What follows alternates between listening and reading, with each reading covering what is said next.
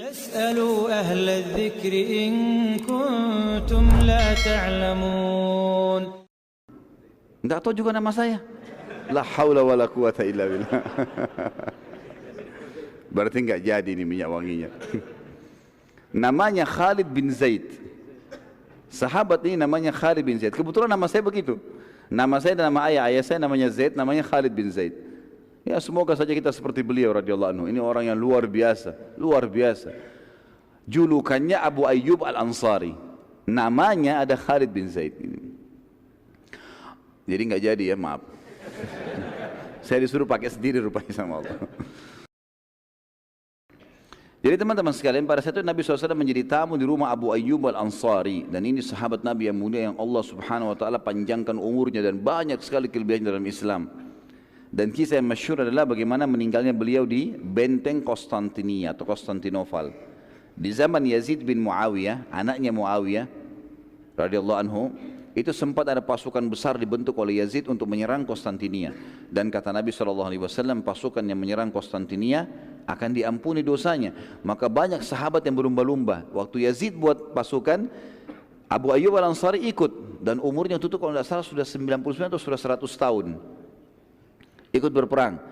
Waktu di tengah-tengah di malam hari, besok sudah mau tiba di benteng Konstantinopel ini, kata Abu Ayyub, hai Yazid, kalau saya mati malam ini, jangan kubur saya di sini, kubur saya di sana, di bentengnya mereka, bentengnya musuh. Gitu kan. Maka kata Yazid, baiklah. Ternyata betul, malam itu meninggal Abu Ayyub radhiyallahu anhu, wafat. Akhirnya jenazahnya dipikul besok pagi, gitu kan? Dipikul jenazah, dibungkus kain kafan kemudian dibawa, gitu kan.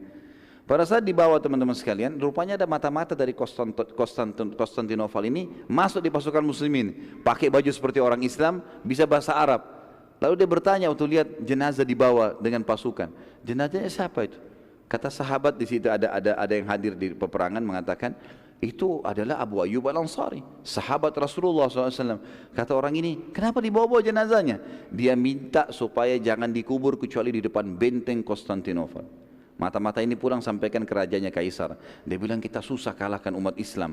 Jangankan orang hidupnya, orang matinya saja mau berperang. Itu salah satu kisah beliau pada saat akhir wafatnya, gitu kan. Baik, Abu Ayyub Al-Ansari radhiyallahu anhu menyambut Nabi SAW dengan gembira, karena ternyata rumahnya beliau di samping masjid, gitu kan. Nabi SAW ingin mudah sholat, rumah beliau lagi sementara dibangun sementara, gitu kan. Maka Abu Ayyub Al-Ansari pun mengatakan, ya Rasulullah, rumah kami 2 lantai, kami ingin anda di atas supaya anda tidak terganggu. Kata Nabi SAW, jangan, saya punya banyak tamu, jadi lebih baik saya di bawah, biarkan anda sama istri silakan di atas, gitu. Abu Ayyub Al-Ansari susah menolak Nabi SAW, baiklah pindah ke atas, pindah ke atas. Begitu pindah ke atas, ternyata zaman dulu sama dengan sekarang lah. Kadang-kadang kita kalau mau tidur kita siapin air putih ya. Cuma rumah orang seperti saya bilang tadi dari tanah liat. Kalau lantai 2 biasanya dipasangin potongan-potongan kayu ya yang disilangkan, kemudian ditaruh di antaranya tanah liat. Jadi bisa ada di antara tanah yang bisa jebol itu semestinya, gitu kan. Baiklah. Yang jelas Abu Ayyub Al-Ansari menyiapkan 1 teko air sama istrinya, dan waktu itu lagi musim dingin. Maka tumpahlah air tersebut, tidak sengaja tersentuh oleh Abu Ayyub Al-Ansari, tumpah, basah kena lantainya. Lantai bukan kayak kita keramik sekarang, bisa tembus ke bawah. Dan di bawah Nabi SAW ini.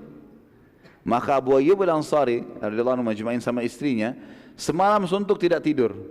Lagi dingin, selimutnya dipakai untuk keringin tanah itu, supaya jangan kena Nabi SAW tetesan air. Begitu luar biasa mereka memuliakan baginda Nabi SAW. Besok pagi Abu Ayyub Al-Ansari menceritakan kepada Nabi SAW, ya Rasulullah, kejadiannya begini, lebih baik anda pindah ke atas daripada kami merasa berat dengan ini, gitu. Lebih baik anda pindah ke atas. Maka kata Nabi SAW, baiklah, dan Allah mengetahui apa yang kalian buat semalam. Ada pahalanya itu, Allah tahu bagaimana kalian membuat itu. Juga Nabi SAW teman-teman sekalian di situ di awal-awal sekali hijrah, masih hari-hari pertama, beliau mengutus juga anak angkatnya yang dulu menjadi anak angkatnya ya. Itu adalah Zaid bin Harithah radhiyallahu anhu, diutus oleh Nabi SAW menuju ke Mekah untuk menjemput ya, anak-anak Nabi SAW dan juga anak-anaknya Abu Bakar, termasuk Aisyah radhiyallahu anha, itu baru dijemput pada saat itu. Dan akhirnya Zaid bin Harithah berhasil menjemput, dan itu adalah terakhir kaum muslimin yang ada di Mekah. Karena waktu Nabi SAW mau hijrah, kita sudah tahu kan ada Asma binti Abi Bakar, ada Aisyah, masih di Mekah semua ini. Asma binti Abi Bakar kan yang membawa makanan ke gua di Jabal Thur untuk memberikan makan kepada Nabi SAW, gitu kan. Ada juga anaknya Abu Bakar yang lain, ya, yang Abdurrahman, dan ada yang lain juga masih tinggal. Anak-anak Nabi SAW juga masih di sana. Dibawa semuanya ke Madinah, dan alhamdulillah pada saat itu berhasil lolos ke Madinah. Ada satu kejadian unik teman-teman sekalian pada saat itu, setelah hijrahnya Nabi SAW dan setelah pembangunan Masjid Nabawi. Begitu selesai masjid, ya, maka ada seorang Yahudi, seorang pendeta Yahudi, pimpinannya pendeta Yahudi. Ini orang yang paling hafal Taurat, paling pintar, namanya Abdullah bin Salam. Abdullah bin Salam ini waktu mendengar orang masyarakat Madinah ribut, telah datang Rasulullah, telah datang Nabi Allah, telah datang begini, dia tahu ini. Abdullah bin Salam tahu semua ciri fisik Nabi SAW ada disebutkan dalam Taurat. Hijrahnya ke Madinah juga ini termasuk disebutkan dalam Taurat. Karena memang dalam Taurat disebutkan sebabnya orang-orang Yahudi datang ke Madinah. Kita sudah pernah ceritakan di awal kajian sirah kita. Sebab mereka hijrah ke Madinah, teman-teman sekalian, orang-orang Yahudi sudah turun-temurun karena mereka tahu Madinah adalah tempat hijrahnya Nabi SAW, Nabi terakhir. Maka dia tahu betul. Lalu dia bertakbir dengan suara keras, dia mengatakan Allahu Akbar. Kebetulan waktu itu Abdullah bin Salam berada di rumah tantenya atau khalatinya, ya. Khalati ini teman-teman dipakai untuk istilah saudarinya ibu dalam bahasa Arab. Dan ini perlu kita sebenarnya terapkan, ya, bagi teman-teman yang sudah ikut di pengajian. Coba belajar bahasa Arab dan coba terapkan istilah-istilah ini, karena memang berbeda. Saudari ibu namanya khalah. Biasa dipanggil di Indonesia atau orang biasa orang Arab juga panggil khalati. Berarti tanteku dari ibu. Kalau tante dari ayah, ammah, dipanggil ammati. Ada bedanya ini. Kenapa kita bedain di sini teman-teman? Selain bahasa Arab juga dalam hukum syar'i beda. Kata Nabi SAW, al-khalatu bimanzilatil saudarinya ibu itu penggantinya ibu. Jadi kalau ibu antum meninggal, yang antum wajib bakti penggantinya adalah saudarinya ibu. Dan kedudukannya lebih tinggi daripada saudarinya ayah. Bisa ditangkap, ya? Ini secara syar'i begitu. Makanya bedain. Biasakan kita memanggil saudari ibu dengan khalah, kita panggil khalati, dan kita saudarinya ibu, saudarinya ayah kita panggil ammati, ya. Tanteku dari ibu dan dari ayah. Begitu pula dengan saudaranya laki-laki, ya, yang tinggi derajatnya saudara ayah, paman dari ayah, dipanggil biasa kita bilang ammi, ya, pamanku dari ayah. Ini beda dengan saudaranya ibu. Yang lebih tinggi saudaranya ayah. Kalau saudaranya ibu dipanggil khali biasanya. Bisa dipahami nggak ini? Udah sarapan belum tadi? Bisa ditangkap, ya? Nah, kalau saudara ayah dipanggil biasanya kita panggil ammi, pamanku. Saudaranya ibu khali. Ini beda kedudukannya. Lebih tinggi lebih tinggi saudara laki-lakinya ayah.